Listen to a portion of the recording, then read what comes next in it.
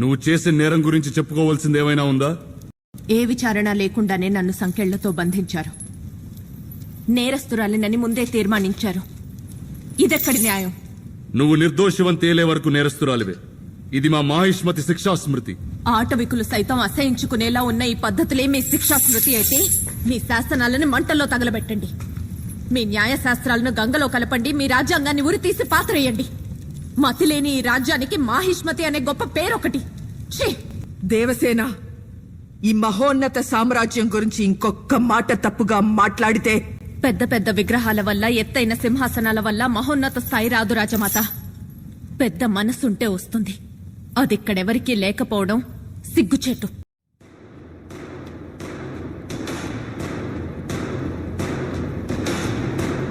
బాహుబలి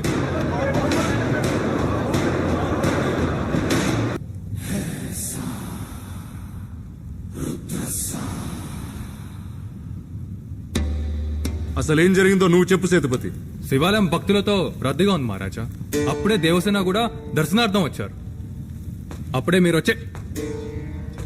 వచ్చే సమయం కావడంతో వారిని ముఖద్వారం నుండి కాకుండా పక్క దూరం నుండి వెళ్ళమన్నాను. బాహో, ఏంటి ప్రవర్తన?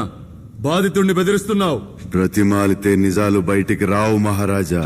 నీ హద్దులు అతిక్రమిస్తున్నావు బాహుబలి. నిండు గర్భిణిని సంకెళ్లతో నిలబెట్టి ఈ సభ ఎప్పుడో హద్దులు అతిక్రమించిందమ్మా. నిండు గర్భిణి అయినా పండు ముసలైనా నువ్వైనా నేనైనా విచారించే పద్ధతి ఒక్కటే.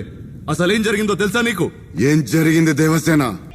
అందరికి జీడిపప్పు పులిహార ఇచ్చి నాకు మాత్రం నిమ్మకాయ పులిహార ఇచ్చారు. అందుకే తన చేతి వేళ్ళు నరికేశా. తప్పు చేసావు దేవసేన. కాల్సింది వేళ్లు కాదు, తల.